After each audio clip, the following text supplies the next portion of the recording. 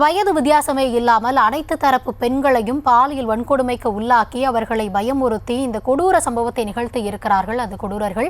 இந்த வழக்கின் மீதான விசாரணை இன்னும் சற்று நேரத்தில் வெளியாக இருக்கிறது. இந்த வழக்கு கடந்து வந்த பாதையையும் இந்த நேரத்தில் நாம் பார்த்து கொண்டிருக்கிறோம். தொடர்ந்து இது குறித்து வழங்குவதற்காக செய்தியாளர் அருண் களத்திலிருந்து இணைத்திருக்கிறார். அவரிடம் பேசலாம். அருண், தற்போது நீதிமன்றத்திற்கு நீதிபதி வந்திருக்கிறார். இன்னும் சற்று நேரத்தில் இந்த தீர்ப்பு வழங்கப்படும் அப்படின்னு சொல்லப்பட்டிருக்கக்கூடிய நிலையில குற்றப்பத்திரிகையில என்னென்ன விஷயங்கள்லாம் குறிப்பிடப்பட்டிருக்கு? இன்றைய தினமே தண்டனை விவரங்கள் வெளியாக வாய்ப்பு இருக்கா?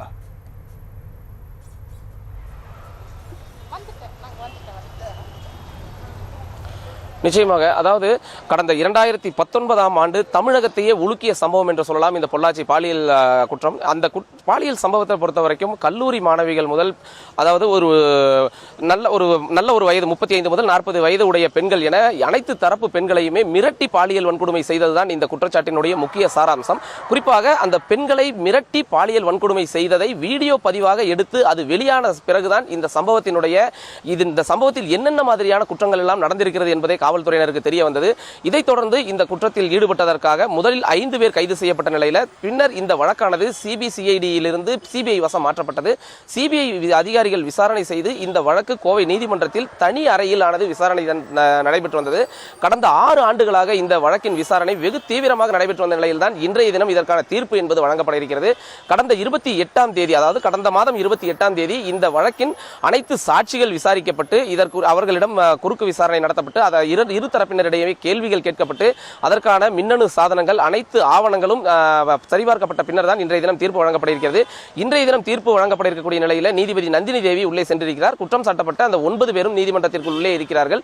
10:30 மணி அளவில் இதற்கான தீர்ப்பு வழங்கப்படும் என்று கூறியிருக்கக்கூடிய நிலையில் இங்கு ஜனநாயக மாதர் சங்கத்தைச் சேர்ந்த நிர்வாகிகள் இங்கு வந்திருக்கிறார்கள். அதே போன்று திமுகவை சேர்ந்த பெண் நிர்வாகிகள் எல்லாம் இங்கு வர இருக்கிறார்கள்.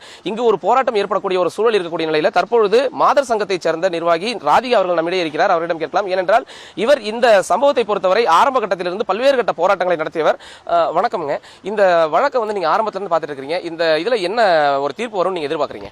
நிச்சயமாக குற்றவாளிகளுக்கு கடுமையான தண்டனை வழங்கப்படும். இந்த தீர்ப்பு என்பது தமிழ்நாட்டில் போராடக்கூடிய, அநீதிக்கு எதிராக போராடக்கூடிய ஒவ்வொரு பெண்களுக்கும் வெற்றியாக அமையும் என்பதை இந்த நேரத்தில் பதிவு செய்ய விரும்புகிறேன்.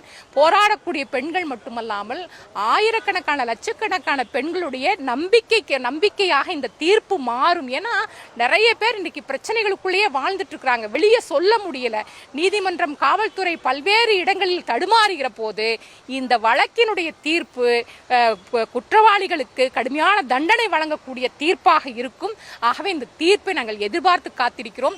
6 ஆண்டு காலம் அனைத்திந்திய ஜனநாயக மாதர் சங்கம் உள்ளிட்ட இவ்வழக்கில் தலையிட்ட அனைத்து அமைப்புகளும் உற்று கவனித்த தீர்ப்பு. எங்களுடைய போராட்டம் தமிழகம் மட்டுமல்லாமல் இந்தியா முழுவதும் அனைத்திந்திய ஜனநாயக மாதர் சங்கம் குற்றவாளிகளுக்கு தண்டனை வழங்கப்பட வேண்டும், குற்றவாளிகள் கைது செய்யப்பட வேண்டும் என்பதற்காக நடத்திய போராட்டம் என்பது மிகப்பெரிய போராட்டம்.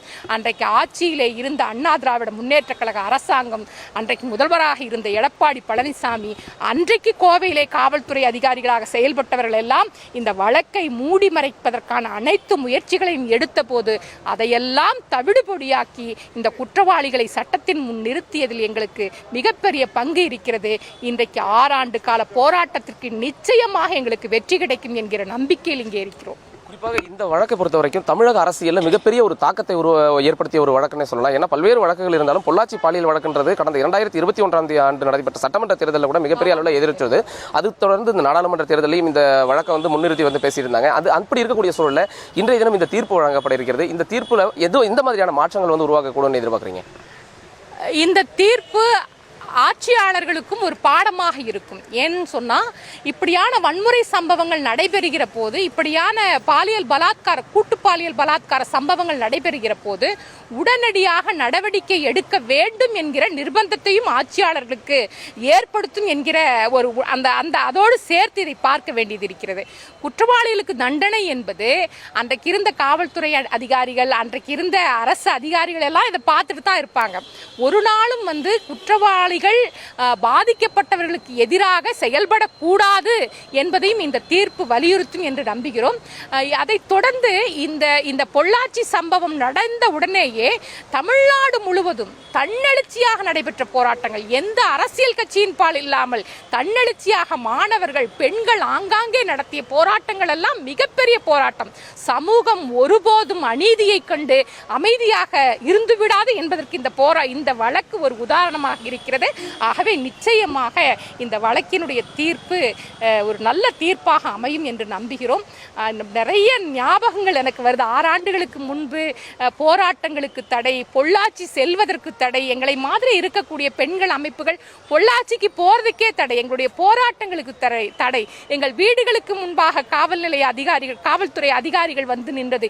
இப்படி ஏராளமான பிரச்சனைகளை எங்களுடைய மாதர் சங்க நிர்வாகிகளும் சந்தித்தோம். அதற்கெல்லாம் இன்றைக்கு ஒரு விடை கிடைக்க போகிறது. நிச்சயமாக எங்களுடைய போராட்டத்திற்கு இந்த தீர்ப்பு என்பது சாட்சியாக அமையும் என்ற நம்பிக்கையில் காத்திருக்கிறோம். ஏற்கனவே இன்று காலை நீங்க மாதர் சங்க அமைப்புகள், மகளிர் அமைப்புகள் எல்லாருமே போராட்டத்தில் ஈடுபடக்கூடும் என்ற ஒரு தகவலின் அடிப்படையில் காவல்துறையினர் இந்த நீதிமன்ற வளாகத்தை சுற்றிலும் பாதுகாப்பு ஏற்பாடுகள் செய்திருக்காங்க. நீங்க ஏதாவது இப்போ குற்றவாளிகள் வெளியில் கூட்டிட்டு போகும்போதோ அதற்கு முன்பாகவோ போராட்டங்கள் நடத்துவதற்கான வாய்ப்பு இருக்கா? மகளிர்கள் திரள்வதற்கான வாய்ப்புகள் இருக்கா? நிச்சயமாக தமிழ்நாடு முழுவதும் பேசப்பட்ட வழக்கு, அனைத்திந்திய ஜனநாயக மாதர் சங்கம் கையிலே எடுத்த வழக்கு. இப்போ இந்த வழக்கில் தீர்ப்பு வருதுன்னா அப்புறம் நாங்கள் என்ன வீட்லையா இருக்க முடியும்?